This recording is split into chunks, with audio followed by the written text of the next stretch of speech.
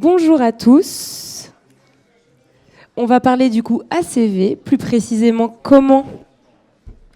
Oui, on va laisser un peu les gens sortir. C'est la dernière conférence, après il y aura un petit cocktail. On va parler du coup ACV, plus précisément comment déployer l'ACV à grande échelle dans une filière agroalimentaire. On va avoir un exemple très concret avec la filière laitière. On a Fanny du coup de Sodial, qui est la première coopérative laitière française qui est avec nous, qui bosse sur ce sujet depuis quelques années et qui est accompagnée par Carbon Maps, Julien ici, qui est directeur des projets et qui du coup l'accompagne depuis 2 années déjà, et Jérémy qui est le cofondateur de Carbon Maps au milieu. Je vous fais un petit rappel, mais je pense que vous avez tous déjà eu une conférence, mais c'est à peu près 30 minutes de présentation, puis 20 minutes de questions. Donc préparez, notez vos questions, et puis on les passera à la fin. Et voilà, je vous laisse la parole. Merci Inès.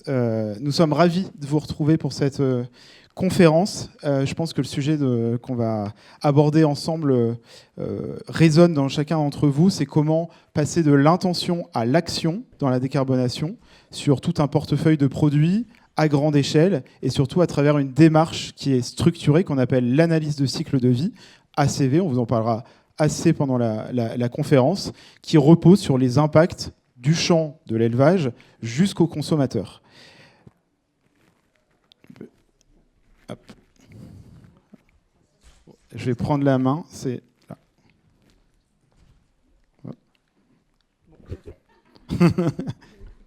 Non. Ah. Ouais, je vous spoil. Je retourne. Hop, c'est bon, on peut changer. Pour remettre un peu le cadre, avec une chose évidente, l'agroalimentaire est confronté à de nombreux défis, notamment réglementaires. On parle de la CSRD qui demande des reportings de plus en plus détaillés, SBTi FLAG qui fixe des trajectoires de réduction du scope 3 agricole qui n'est pas le plus simple à mesurer. Et vous avez aussi, au côté consommateur, le coût environnemental qui commence à se déployer sur certains produits pour apporter de l'information sur les impacts environnementaux. Et si on regarde aussi au niveau, par exemple, de la grande distribution, les acheteurs intègrent cette dimension environnementale dans des critères de référencement de leurs différents fournisseurs. Donc en fait, ce qu'on pensait être un sujet périphérique RSE il y a environ 3 ans, ça devient un sujet business de premier plan, vraiment, et stratégique. Et la filière laitière, c'est l'une des premières filières qui est concernée aujourd'hui. On va parler de millions de litres de lait, de milliers d'éleveurs et également d'une pression qui est constante sur les pratiques agricoles. Et Fanny, qui est ici chez Sodial, qui est la première coopérative laitière de France, tu vis tout cela de l'intérieur. Et je voudrais bien que tu nous en dises un peu plus comment en fait, ce sujet est arrivé au sein de la coopérative. Oui, avec plaisir. Peut-être avant de parler des pressions et de tout ce qui nous a amené à travailler sur la maille produit, quelques éléments de présentation de Sodial. Donc Julien l'a dit, effectivement, on est la première coopérative laitière en France. Donc on appartient et on réunit plus de 10 000 éleveurs adhérents. Et vraiment, cette dimension coopérative chez Sodial, elle est centrale et elle va guider notre manière d'appréhender les différents sujets et notamment celui de la durabilité. On représente 20% de la collecte laitière en France, avec une mission qui peut paraître assez simple, mais qui est finalement assez compliquée derrière sur la mise en œuvre, c'est valoriser chaque goutte de lait. Et ça, c'est le b.a.-ba chez Sodial, c'est notre mission et c'est ce pourquoi on travaille. Et donc, ces gouttes de lait, on va les valoriser en justement maîtrisant l'ensemble de la chaîne, donc de l'amont de nos élevages jusqu'à la partie transformation de nos produits finis. Et donc, vous nous connaissez, je pense, toutes et tous dans la salle, sans doute à travers nos quelques marques emblématiques comme Candia, Entremont ou encore Yoplait. Ensuite, on a une ambition qui est très forte chez Sodial, c'est celle de placer la durabilité et la profitabilité au même niveau. Ça a été défini dans la stratégie, c'est vraiment le message clé aujourd'hui chez Sodial, et donc ça se traduit par des engagements qui ont été fixés, qui sont assez ambitieux, et notamment sur le pan plutôt carbone, on va dire, on s'est fixé l'engagement de réduire de moins 20% d'émissions brutes par litre de lait de nos éleveurs adhérents entre 2019 et 2030. C'est un objectif qui est en accord avec les objectifs validés SBTi et pour lequel on a déjà d'ailleurs réduit de moins 6%. Derrière ça, pourquoi on a commencé à réfléchir, à travailler à la maille produit? Le premier point, c'est qu'on est convaincu qu'aujourd'hui, la transition de la filière laitière, c'est pas juste un sujet qui concerne les éleveurs ou qui concerne les éleveurs et Sodial, mais que c'est bien un sujet de toute la chaîne de valeur. Et à la fin de cette chaîne de valeur, on a le client, on a le consommateur. Et finalement, ce qui parle aux clients et aux consommateurs, c'est le produit. Donc si aujourd'hui, on veut parler transition de la filière laitière, il faut qu'on soit capable de la mesurer, certes, à la maille de l'élevage et de notre amont, mais aussi à la maille de notre produit. Puisque finalement, c'est vraiment ça qui va structurer la relation avec notre client. C'est ce qu'il achète, c'est ce qu'il utilise et c'est ce qu'il va mettre aussi dans sa comptabilité. L'autre point aussi qui nous a fait y réfléchir, ça a été de se dire qu'on a un rôle en tant que coopérative de valoriser tous les efforts qui sont mis en place par notre amont et par l'ensemble de la chaîne, bien évidemment. Et donc, que de travailler à la maille produit, c'était aussi un moyen de ramener les efforts de notre amont dans une optique plutôt business. Et donc, on était directement au taquet de se dire, OK, s'il faut qu'on le fasse, derrière, c'est quoi l'aspect, on va dire, plutôt opérationnel. Sodial, c'est 4000 références. Donc, c'est pas un sujet qu'on peut aborder comme ça en un claquement de doigts. Donc, on s'est vite posé cette question-là. Et derrière, pour terminer, on a des éléments qui nous ont permis d'accélérer vraiment et de nous convaincre sur le fait qu'on devait travailler à la maille produit. Le premier, tu en as un petit peu parlé, Julien, c'est tous les signaux externes qu'on a pu capter, donc la pression réglementaire, la pression de nos clients, mais aussi l'apparition des différents scores comme le Planet Score, l'Eco-Score et bientôt le coût environnemental, qui ont finalement pour rôle de rendre visible l'impact environnemental auprès du consommateur. Donc ça a été un signal assez fort.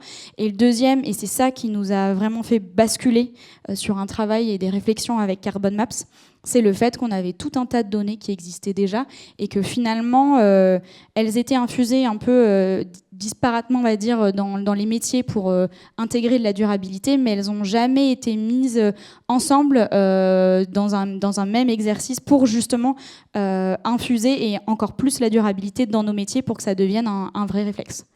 Voilà, j'étais un petit peu longue, mais c'est vrai qu'il y a pas mal de signaux qui nous ont fait enclencher. Et ce que tu décris, Fanny, en fait, c'est un peu comment tu passes d'une logique un peu d'étude de pilote jusqu'à une logique d'outils de pilotage. Et c'est là un peu que les choses se compliquent parce qu'on fait face à de nombreux défis et ça va être intéressant d'en discuter avec Jérémy. Dans cette deuxième partie, Jérémy, tu es cofondateur de Carbon Maps, tu es aussi garant de l'approche scientifique. Il y a une question qu'on se pose, c'est on parle d'ACV à l'échelle, c'est comment et pourquoi en fait on ne parlait pas de ce sujet il y a quelques années? Merci Julien pour cette question. Donc effectivement, le sujet de l'analyse de cycle de vie à l'échelle, ça veut dire en gros calculer des analyses de cycle de vie en grand volume. Alors, je ne sais pas parmi vous combien de personnes sont familières avec l'analyse de cycle de vie. Peut-être pas. Ah, voilà, c'est bien. Mais il y en a beaucoup plus que prévu, en fait. Voilà, normalement, dans un public normal, il n'y a pas tant de mains qui se lèvent.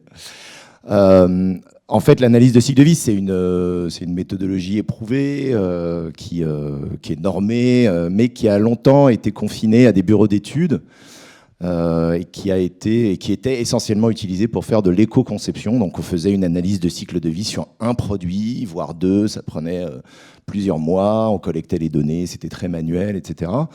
Et ça marchait très bien parce qu'en fait, les usages étaient orientés autour de la R&D, de l'innovation, voilà.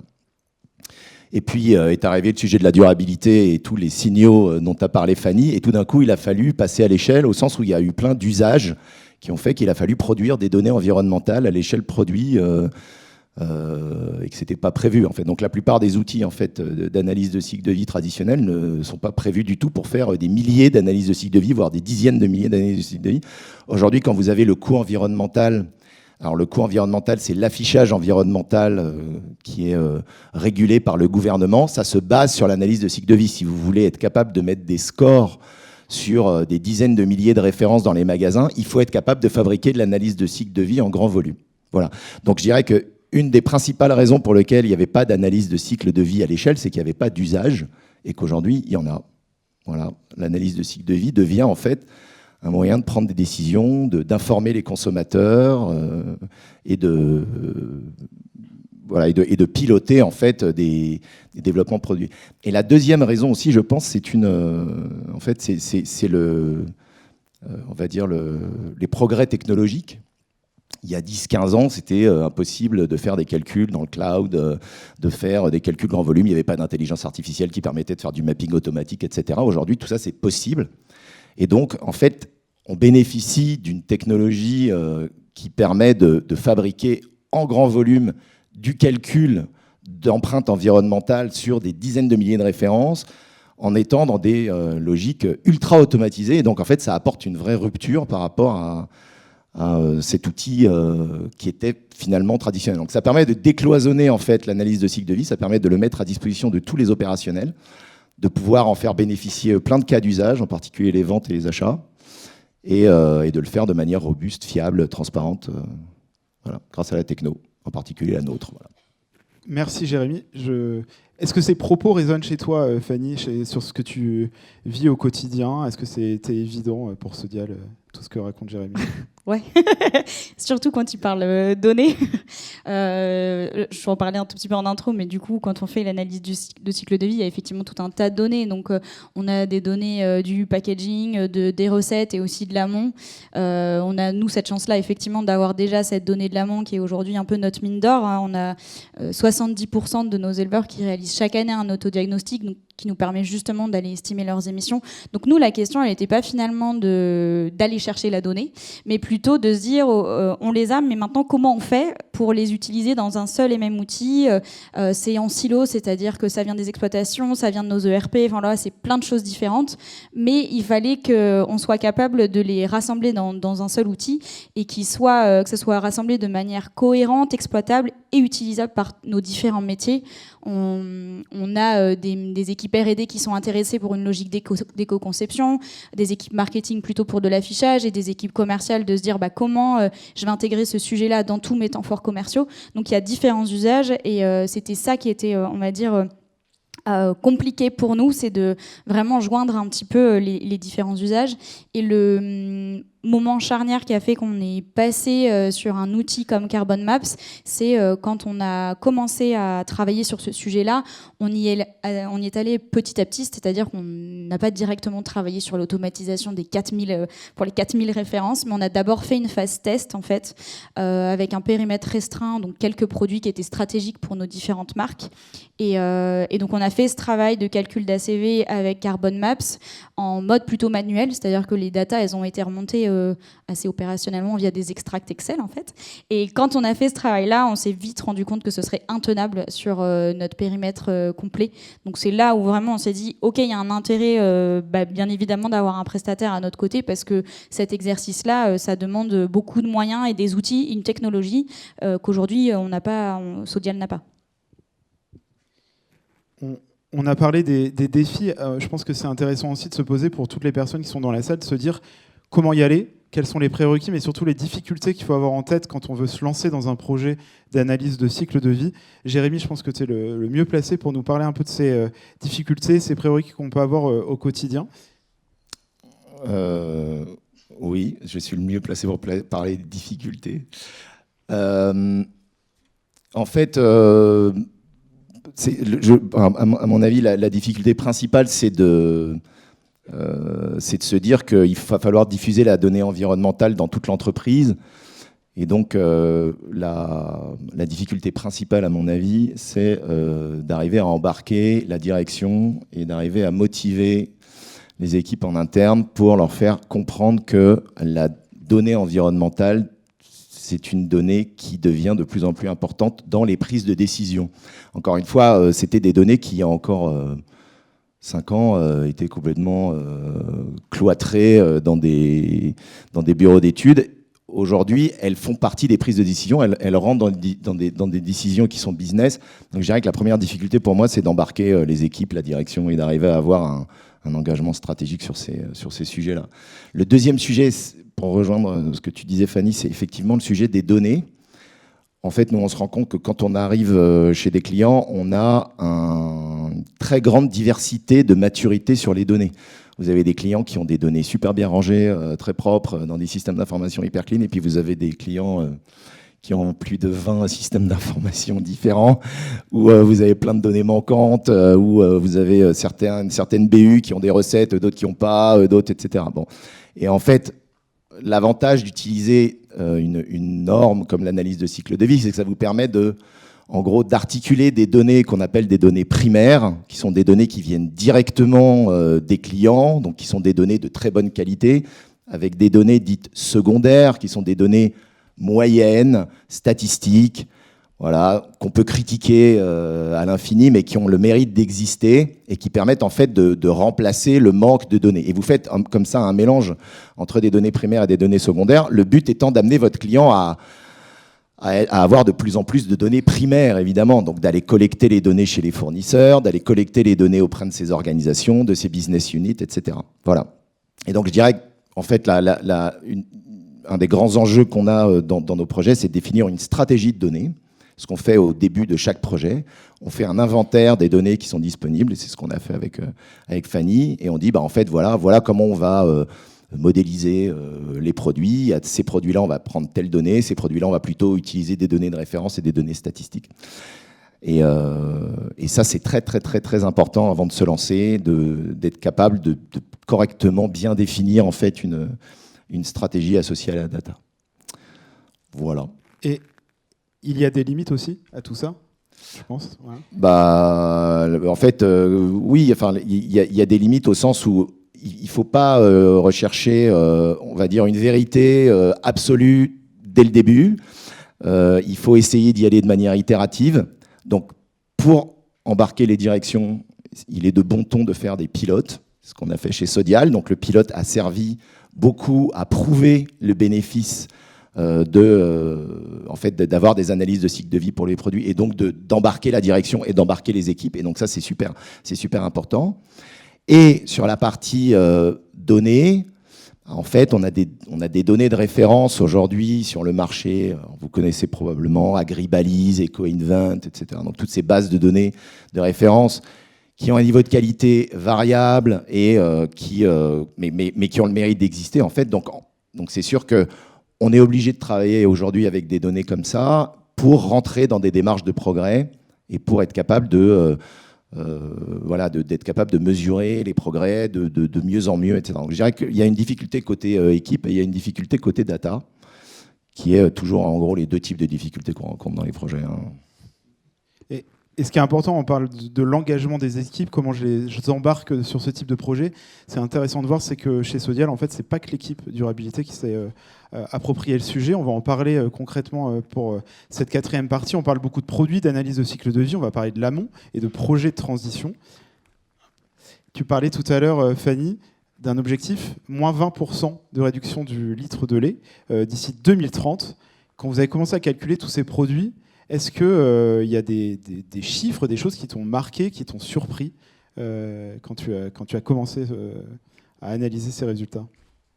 Sur la partie surprise, je dirais qu'on n'a pas eu de grandes surprises. C'est-à-dire que quand on a fait l'exercice, c'est vrai qu'on dit beaucoup ACV, mais je pense qu'on n'emploie pas le bon terme, parce que chez Sodial, pour le moment, on s'est juste limité au périmètre du score carbone, même si il doit pas, enfin, il résume pas la durabilité, il faut qu'il soit contextualisé, etc. Mais nous, aujourd'hui, on s'est résumé au score carbone. Et en fait, quand on a regardé le découpage du score carbone, finalement, le poids de l'agriculture dans ce score nous a très vite fait écho au poids finalement du scope 3 SBTI flag, je vais y arriver, dans le bilan carbone. Donc il n'y a pas eu de grosse surprise vraiment sur cette partie-là. Par contre, ça nous a permis de remettre quelque chose d'hyper importante en évidence, et de se dire aujourd'hui effectivement le plus gros du poids dans le produit c'est nos élevages. Du coup si on travaille pas avec les éleveurs, il n'y a pas de transition possible en fait. Il n'y a pas non plus de décarbonation du coup du portefeuille, ça va être super compliqué à mener. Donc ça, c'était un point qui était important à remettre en évidence, même si on était déjà plutôt convaincus du sujet. Par contre, l'exercice pour nous, il a été intéressant. Ça a été de voir la variabilité entre les différents produits laitiers, donc les différentes catégories, le lait, le beurre, la crème, mais même aussi des fois entre des produits laitiers qui peuvent sembler proches. Donc entre un yaourt nature et un yaourt aux fruits, des fois les différences peuvent aller jusqu'à plus ou moins 10%. Donc ça, c'était intéressant. Et le deuxième point qu'on a aimé et qui nous a un peu galvanisé, je pense, dans le projet, parce que ça répondait justement à notre attente, c'est quand on a commencé petit à petit à amener nos datas et de voir l'évolution du score.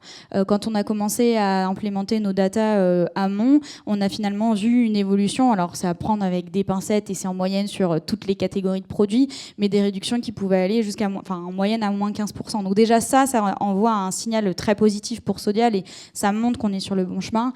Pareil, quand on a spécifié par exemple le transport, on a vu que le score carbone au produit, il réduisait de 3%. Donc ça, tous ces petits signaux-là, ça c'est les apprentissages en tout cas qui ont été intéressants pour Sodial et qui ont fait qu'on était convaincus qu'on était en tout cas sur la bonne voie d'un point de vue objectif et aussi sur l'exercice qu'on était en train de mener. Et pour être concret, comment s'est passée la collecte des données à la maille produit, qu'est-ce qui a été difficile, qu'est-ce qui a fonctionné voilà.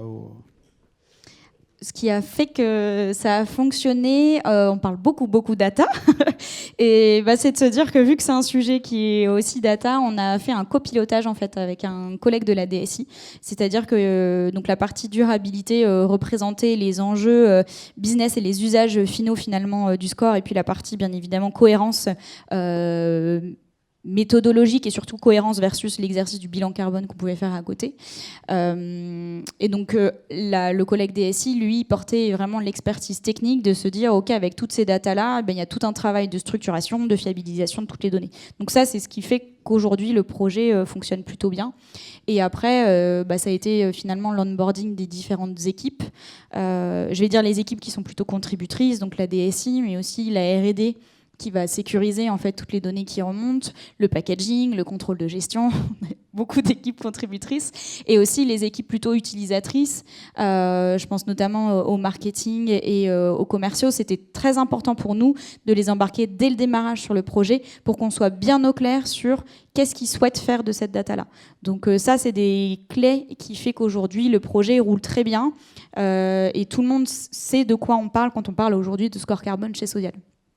Et dernier point peut-être qui est intéressant, c'est que le fait de travailler sur l'ACV et de travailler sur l'ensemble de ces datas, ça a permis chez Sodial de s'apercevoir qu'on avait un besoin plus général de structuration de la donnée de la durabilité. Et du coup, ça a lancé un autre projet annexe de vraiment remonter de l'ensemble des données durabilité pour qu'elles soient centralisées dans un seul et même hub, je vais appeler, et que du coup derrière on puisse plus facilement s'en servir et plus facilement les valoriser et éviter que 3 personnes différentes fassent la même demande, par exemple au contrôle de gestion. Et on parle du coup beaucoup de données, de produits. L'analyse du produit, c'est un premier enjeu, c'est une première étape. Ensuite, c'est comment on le valorise et surtout les efforts qui sont réalisés à l'amont. Derrière le produit, on a une dimension d'action, mais on va aussi parler maintenant de cofinancement avec les exploitations. Peux-tu nous expliquer un peu comment ça se passe chez Sodial par rapport à ce sujet-là avec l'amont ? Le projet effectivement du score produit, il a rejoint un projet plus général chez Sodial autour de la transition de la filière laitière. Je pense que c'est un sujet pour lequel on est tous là aujourd'hui. Et en fait, la conviction qu'on a, j'en ai parlé au démarrage, mais c'est qu'en fait, elle doit être portée par l'ensemble des acteurs de la chaîne de valeur. Parce qu'en fait, quand on regarde les chiffres, il a été estimé au niveau français, qu'il fallait investir 2 à 3 milliards d'euros d'ici 2030 pour réussir la transition laitière. Autant vous dire qu'à la maille Sodial, on arrive sur plusieurs centaines de millions d'euros. Donc ça nous paraît assez complexe d'y arriver seul. Ça nous paraît impossible que les éleveurs y arrivent seuls. Donc ça, c'est un constat qui aujourd'hui, on peut pas aller le challenger et on est tous convaincus de ça. Et du coup, derrière a été lancée la démarche qu'on appelle Sodial Transition, qui peut-être faire écho à Vivesia avec son programme Transition qui a été présenté tout à l'heure. Notre idée, c'est vraiment qu'aujourd'hui, comme la transition doit concerner tout le monde, en fait, autant les bénéfices sont partagés, mais du coup, c'est important aussi de partager les efforts et le financement. Du coup, via cette démarche-là, l'idée, c'est d'aller co-construire avec nos clients et avec nos éleveurs des projets qui soient à impact positif pour les élevages et qui nous amènent justement à réduire nos émissions dans un premier temps, même si on le sait, c'est pas le carbone qui résume tout, mais on y va petit à petit.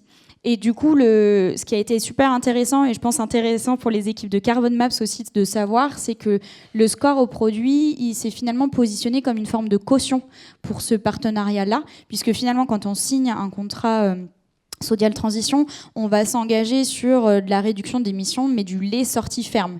Et en fait, ça, le client, il ne sait pas quoi en faire. Autant il va pouvoir voir au bout de quelques années qu'effectivement, ces émissions, elles réduisent, mais il ne peut pas directement l'utiliser. Et donc, via le travail de score carbone d'ACV qu'on mène avec Carbon Maps, finalement, on est capable de traduire et de rendre visibles les efforts qui ont été enclenchés par ce partenariat-là. Et donc, le client peut derrière l'utiliser. Et quelle est ta vision là, sur les prochaines années de ce programme? Comment il va évoluer? On parle beaucoup de clients. Aujourd'hui, il est très focus client. C'est vrai que je parle presque que de ça. Parce qu'aujourd'hui, c'est l'acteur qui est le plus proche de nous dans la chaîne de valeur, qui est assez au courant du sujet et motivé aussi par le fait de faire une transition collective, en tout cas qui du moins amène le sujet sur la table, et avec qui on partage déjà une dynamique de progrès. Donc l'idée c'était déjà de s'inscrire dans cette dynamique de progrès, de l'accélérer en justement proposant Sodial Transition à ce type d'acteurs. L'idée c'est de rapprocher finalement le client aussi de nos éleveurs. Et in fine, on n'en parle pas vraiment aujourd'hui, mais le consommateur, qui est aujourd'hui aussi un acteur clé dans la transition, et où il y a vraiment un enjeu aussi de le rendre compréhensible. Et donc ça, c'est encore un autre sujet. Après, l'idée de Sodial Transition, c'est de ne pas s'arrêter au client et de ne pas s'arrêter au carbone. On a vraiment la volonté, et on commence déjà à la déployer, d'aller sur d'autres thématiques que le carbone, notamment la biodiversité. Allez, c'est beaucoup plus compliqué à apporter, il n'y a pas de cahier des charges défini, enfin, c'est moins palpable en fait, on ne peut pas le mesurer, mais on a la volonté quand même d'aller sur cette thématique-là parce qu'aujourd'hui elle est indispensable quand on parle de transition.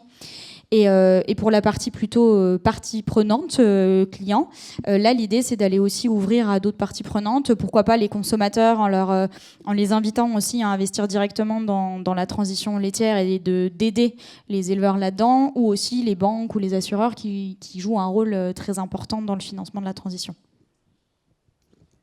Merci Fanny. J'ai une dernière question avant de passer aux autres questions du public. C'est comment, en fait, si on prend un peu de recul, c'est comment tu évalues le succès un peu de cette collaboration? Qu'est-ce qui t'a marqué et qu'est-ce qui fait que ça a vraiment fonctionné pendant ce projet? Ce qui fait que ça a vraiment fonctionné, ou je dirais que ça fonctionne parce qu'on n'a pas fini. On est encore en cours de route, on n'est qu'au début. Ce qui fait que ça fonctionne, c'est qu'on s'est défini dès le démarrage les ambitions et les objectifs qu'on avait via ce travail-là. Donc c'est derrière, bien évidemment, beaucoup plus simple de dérouler. Et notre objectif clé, c'était il faut qu'on arrive à valoriser nos données. Quand je dis valoriser, c'est pas forcément que ça nous amène à être meilleur que des moyennes d'Agribalise ou autres, mais c'est déjà qu'on soit capable de l'utiliser, en fait, d'en faire quelque chose. Même si bien évidemment l'idée est de montrer les progrès, c'est le premier point. Le deuxième, c'est du coup le process qu'on a mis en place justement pour travailler sur ce projet-là. Donc de faire d'abord une phase plutôt pilote ou test sur un périmètre restreint pour ensuite déployer à grande échelle et automatiser. Cette phase test, elle a été hyper importante. Jérémy en a parlé parce que ça nous a permis de bien convaincre la direction sur l'intérêt du sujet, de projeter les équipes commerciales marketing sur l'utilisation. Et du coup, d'enclencher la phase automatisation avec Carbon Maps en sachant aussi les axes d'amélioration qu'on avait pu identifier. Et l'autre facteur qui fait que ça fonctionne, c'est mine de rien la confiance et la transparence qu'on a entre nous. La confiance parce qu'on partage quand même des données qui sont assez sensibles, nos recettes, les données de l'amont, voilà, c'est des choses où on m'a demandé au moins, je pense, 30 fois s'il y avait bien un accord de confidentialité qui était signé. Donc voilà, on sait que c'est des datas sensibles et ça, c'est important aujourd'hui d'avoir cette confiance mutuelle et cette transparence de se dire, en fait, on ne va pas réussir à relever tous les challenges avec Carbon Maps. Il y a aussi des limites à l'outil, donc il faut qu'on soit assez honnête aussi là-dessus. Et enfin, pour peut-être terminer sur quand est-ce qu'on pourra dire que ce sera un vrai succès pour Sodial, ce sera le jour où je dirais que le sujet de l'empreinte au produit, elle ne sera pas portée par une fonction durabilité et qu'elle sera vraiment infusée en fait, dans l'ensemble de nos métiers. C'est pas le cas à 100% aujourd'hui, mais on est dans une dynamique très positive. C'est vraiment galvanisant, je pense, pour tout le monde de travailler sur ce sujet-là, puisqu'on voit vraiment une curiosité de la part de l'ensemble des équipes. On a beaucoup de questions à ce sujet-là. Il y en a beaucoup qui veulent avoir des formations pour monter en compétences et pour être capable, dès que ce sera prêt, de les utiliser. Donc ça, on est vraiment content. Et le signal qu'on a reçu dernièrement et qui nous motive toujours dans ce projet, c'est notamment les équipes commerciales qui ont lancé une dynamique justement de se servir de cette empreinte comme vrai levier de réflexion dans leur façon de faire par exemple des recommandations d'assortiment ou autres. Ils sont dans cette idée-là de se dire ok, aujourd'hui il faut vraiment qu'on s'en serve et qu'on en fasse quelque chose de concret et que la durabilité finalement se positionne comme au service du business et pas l'inverse. Merci Fanny, merci Jérémy. Nous avons commencé sur les défis et les difficultés. Nous terminons sur une touche d'optimisme, la preuve qu'on peut faire quelque chose de concret, de mesuré, de valorisé à grande échelle.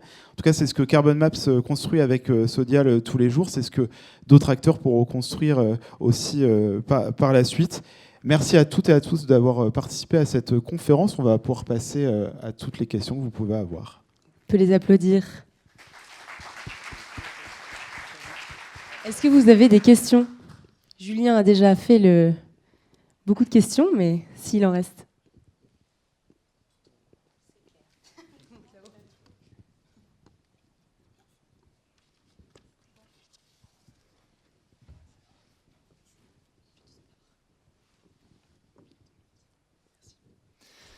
Bonjour, merci beaucoup pour cette conférence. Jean-Baptiste Ralu, je travaille pour une coopérative agricole bio en Belgique.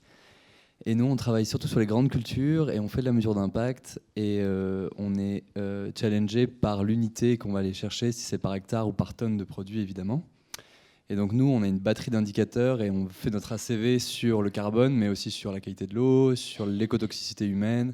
Et ça permet en fait d'éviter un biais qui me paraît un peu risqué ici, c'est que vu qu'on est au litre de produit, donc ça pousse évidemment à vouloir produire plus par vache, parce que ça va écraser votre bilan carbone, mais donc ça peut aussi être au détriment d'autres indicateurs environnementaux plus larges. Donc je voulais savoir si vous aviez déjà prévu comment vous faites pour atténuer ce risque-là, et puis si c'est les prochaines étapes du projet, je ne sais pas, mais voilà, curieux. Peut-être pour préciser, je pense sur le sujet de au litre de lait. En fait, aujourd'hui, c'est pour ça qu'on a fixé l'objectif de moins 20% d'émissions brutes par litre de lait, c'est qu'on veut justement travailler déjà sur la performance, on va dire, de l'exploitation, la performance environnementale. Et en fait, après, le comment on se sert de la data avec Carbon Maps, c'est vrai qu'aujourd'hui, effectivement, on parle que du carbone parce que c'est la data qu'on a et qui est plus facilement mobilisable. Donc, dans l'exercice de l'ACV, c'est ça qu'on va venir spécifier. Mais derrière, on a effectivement l'objectif d'aller plus loin et d'aller spécifier d'autres data. Et là, c'est tout un autre... Enfin, c'est pas que c'est un autre projet, mais on va dire qu'on y va vraiment pas à pas. Aujourd'hui, on a fait un focus sur le score carbone. Demain, quand on sera probablement sur des sujets de coût environnemental, là, on ira effectivement se poser la question d'aller spécifier beaucoup plus de choses, d'aller plus loin dans la remontée de données, que ce soit effectivement les émissions, mais aussi l'eau, la biodiversité, etc. Je ne sais pas si j'ai totalement répondu à la question. Et si Jérémy, tu veux peut-être compléter aussi, ouais. Moi, je peux compléter. Au début de Carbon Maps, on avait plein d'indicateurs. On avait un indicateur de biodive, on avait un indicateur d'eau, on faisait de l'eau bleue, de l'eau grise, on faisait plein de trucs. Et en fait, il se trouve que le marché nous a dit non, il n'y a que le carbone qui nous intéresse en fait. Voilà. Et donc, on a rangé nos indicateurs, puis on a attendu. Et en fait, ça revient. Donc, et ça revient. Alors, en France, ça revient par le coût environnemental. Donc, en Belgique, je ne pense pas que ce soit déployé, mais donc il y a un cadre européen qui s'appelle le PEF, Product Environmental Footprint, où il y a 16 indicateurs, dont celui du climate change, mais il y en a plein d'autres, et qui est un cadre qui date, je crois, de 2015, si je me souviens bien, et qui permet en fait de donner, de travailler l'affichage environnemental d'un impact global de produits, des produits pour les consommateurs. En France, il se trouve qu'ils ont adapté cette méthode PEF pour revaloriser la biodive, en particulier l'indicateur d'écotoxicité. Ils l'ont mis au même niveau que le climate change. Et on a participé, donc nous on est très très investis dans dans ce déploiement du coût environnemental. On travaille avec l'agence, avec l'ADEME en France pour pousser ça. Et on a participé au lancement du coût environnemental en avril dernier avec les marques de distributeurs du groupe Leclerc, qui s'appelle les marques Repères et qui est la première marque française, où on a scoré 6000 produits avec le coût environnemental. Il faut voir que derrière le coût environnemental qui a un certain nombre de points, il n'y a pas que le carbone. Il y a le carbone, il y a de la biodive, il y a l'impact sur les ressources. En gros, les indicateurs du PEF, vous avez des ressources en eau, vous avez les ressources en minéraux, vous avez les ressources en énergie fossile, vous avez les ressources en foncier. Enfin, il y a l'impact sur la santé humaine, etc. Vous avez plein d'indicateurs en fait qui vous donnent une vision holistique de l'impact environnemental. Alors, c'est en nombre de points, donc c'est pas super lisible, mais ça ressemble à un coût global d'un produit. Donc, je ne sais pas si certains parmi vous ont déjà vu ces étiquettes qu'il y a sur le textile aujourd'hui, parce que le coût environnemental est déjà déployé sur le textile. Vous avez le prix, puis vous avez un coût. Donc, vous avez 700 points, par exemple.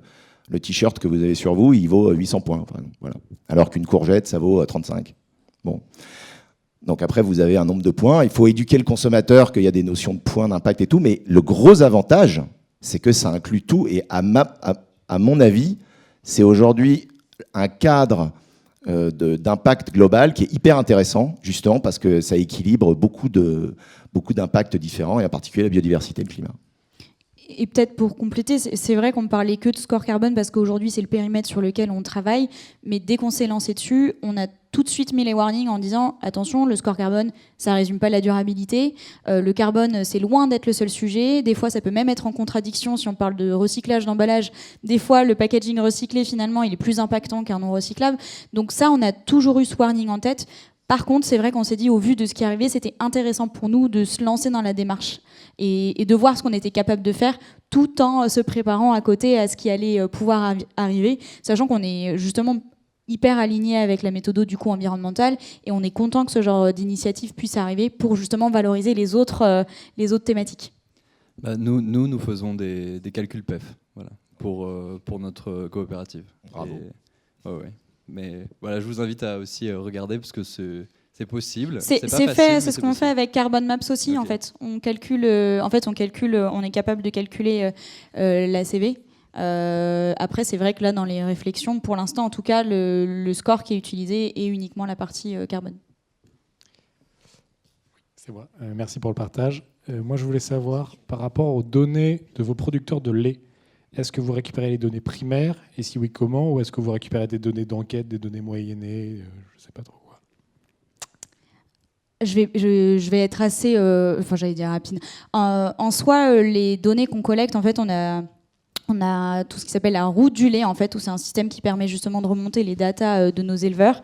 Et en fait, on a différents niveaux de cette route du lait-là qui va nous permettre de remonter les données. Et c'est ce que je disais tout à l'heure. En fait, on a 70% de nos éleveurs qui font chaque année un autodiagnostic qui nous permet justement aussi d'aller mesurer la partie plutôt émissions et environnement au global. Et donc, c'est via cet exercice-là déjà qu'on arrive à estimer les émissions et du coup, très concrètement, un facteur d'émission lait sodial. Et après, à côté, on a toujours d'autres systèmes effectivement de fonctionnement pour remonter la donnée. Et si on veut pousser sur la partie plutôt diag carbone. Derrière, il faut déployer ce qu'on appelle les CAP 2ER niveau 2, qui là, pour le coup, sont accompagnés d'un conseiller laitier et qui demandent un financement. Et ça, pour le coup, c'est encore autre chose et c'est quelque chose qui vit à côté. Et c'est notamment ce qu'on propose via les partenariats Sodial Transition, en fait. C'est de d'investir à nos côtés pour aider les éleveurs à finalement avoir un diagnostic plus poussé et qui permettent, à l'inverse d'un autodiag, d'aller identifier les leviers d'amélioration pour pas rester juste sur du constat. C'est un équivalent, oui. Je n'ai pas toute l'expertise technique, donc je préfère pas dire de bêtises. Mais c'est un équivalent de CAP 2ER niveau 1, on ne peut pas l'appeler comme ça directement. On travaille avec l'IDEL justement là-dessus. Bonjour, merci beaucoup pour cette table ronde. Clément Horry du cabinet Terismo. J'ai une question pour Sodial. Vous avez parlé de coûts, de financement et notamment de commerciaux. Donc, question assez classique, mais aujourd'hui, vous avez peut-être des intensités carbone plus faibles que la moyenne, ou en tout cas, dans le lot de vos éleveurs, des éleveurs plus bas carbone que d'autres. Et donc, concrètement, dans les box des négos, Est-ce que vous arrivez à valoriser ces valeurs bas carbone, ou aujourd'hui, même si dans les beaux discours, les distributeurs le valorisent, concrètement, le lait n'est pas payé plus cher et donc les éleveurs ne sont pas payés plus cher non plus? Bon, on est d'accord. C'est le nerf de la guerre. Alors, il y a plusieurs choses qui font qu'aujourd'hui, c'est pas arrivé en box de négo. Déjà parce qu'on vient de démarrer le projet. Donc, on n'est pas à 100% à l'aise, on va dire, avec nos datas. Il faut être aussi assez humble sur l'exercice. On démarre. Même les bases de données comme Agribalise, elles sont constamment en train de bouger. Donc, nous, on a besoin déjà de se stabiliser sur l'exercice avant même d'aller réfléchir à la négo. Même si je rejoins, en fait, aujourd'hui, il y a besoin d'un financement. Donc, potentiellement, la durabilité aura sa place dans les négociations. Mais on n'est pas prêt aujourd'hui. Et on est vraiment au démarrage. Et nous, l'ambition, c'est déjà d'en faire un outil en interne, en fait. On n'utilise pas le score brut en tant que tel et qu'on communique aux clients, loin de là. C'est vraiment utiliser en interne, de se dire OK, on est à combien, on le compare à différentes catégories de produits, et du coup on peut se faire des jauges un petit peu comme ça de notation en interne par rapport à du Agribalise, même si c'est critiquable. En fait, on se donne des ordres de grandeur, mais pour le moment on n'est pas arrivé sur une logique d'un score précis qui va nous servir qui va être communiqué en externe et qui va nous servir pour la négo. Oui, moi depuis 2017, je fais de la CV entre une agriculture biologique et une agriculture raisonnée sur la pomme, ce n'est pas dans le lait. Mais je reviens au sujet de tout à l'heure où il y a quelque chose de fondamental entre l'action ou l'ACV qu'on fait sur le kilo d'alimentation ou sur l'impact environnemental qu'on fait sur l'hectare.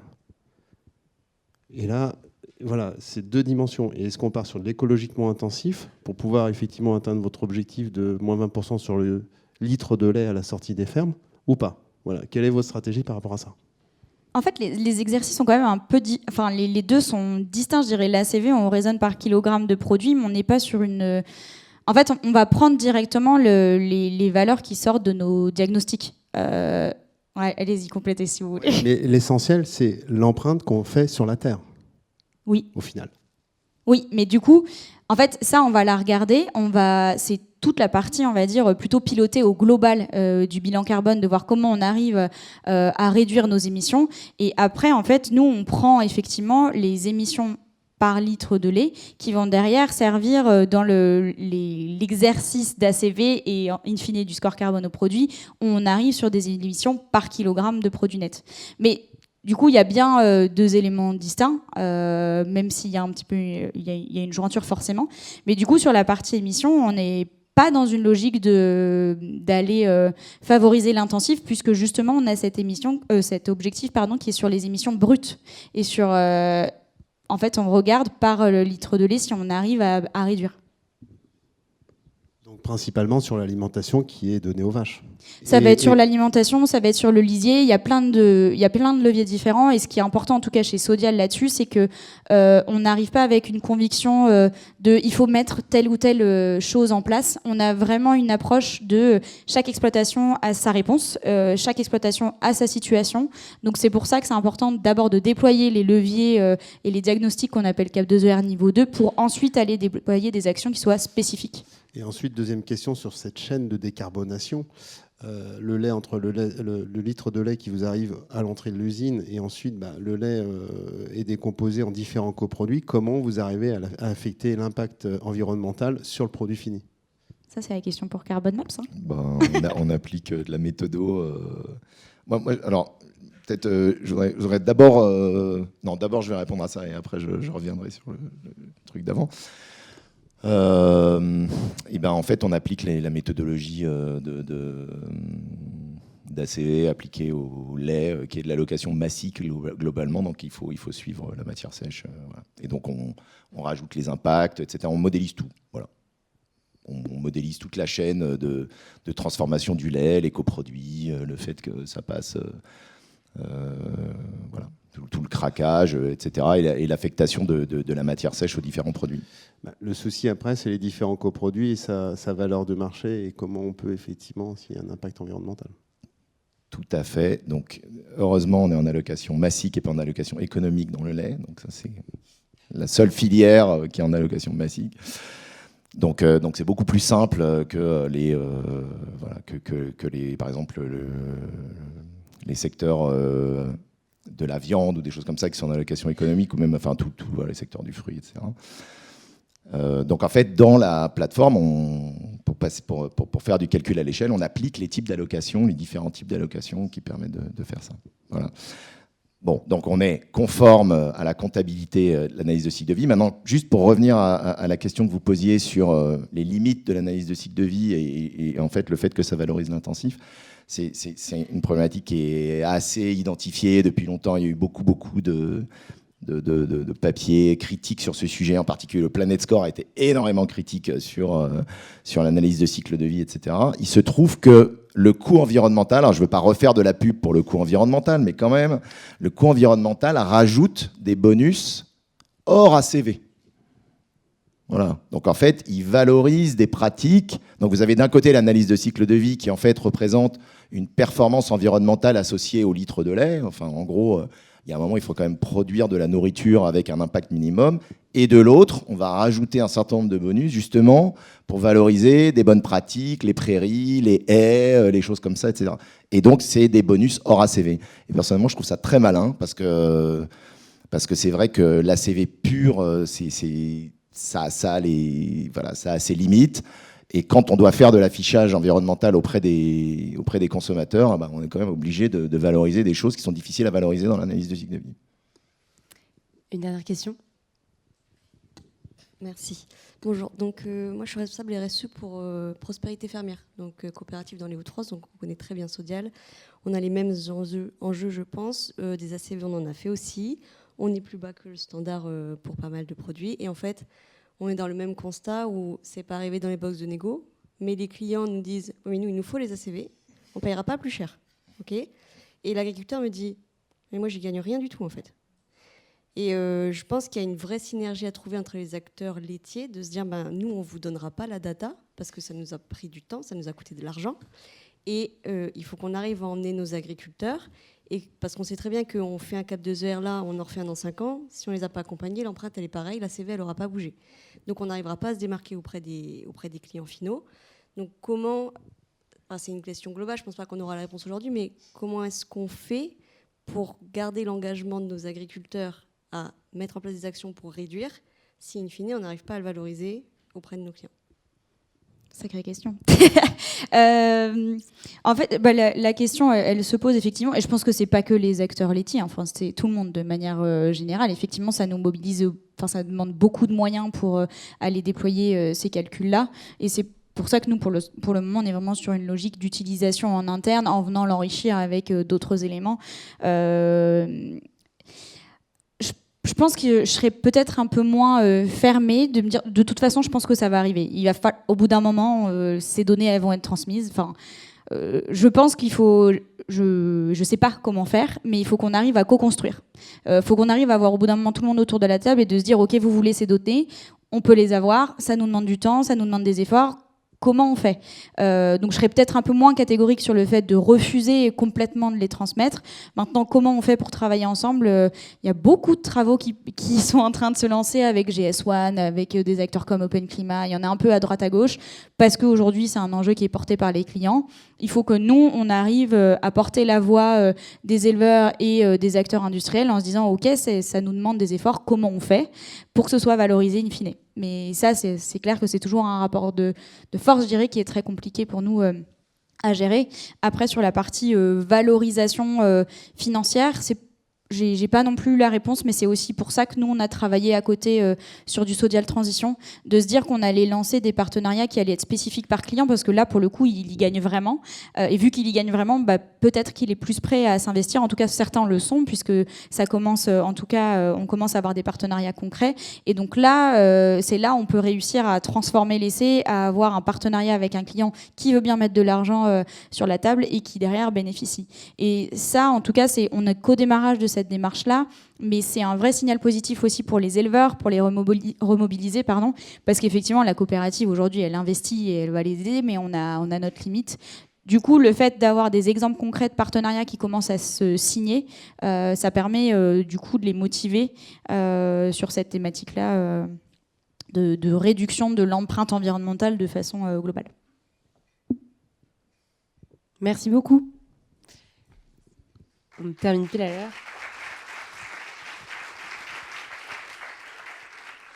Si vous avez un peu de temps, du coup, votre avis compte. Globalement, c'est la fin de toutes les conférences. Après, on vous attend plus qu'au cocktail dehors. Donc, si vous pouvez nous donner votre avis, et on sera très content d'améliorer cette édition l'année prochaine.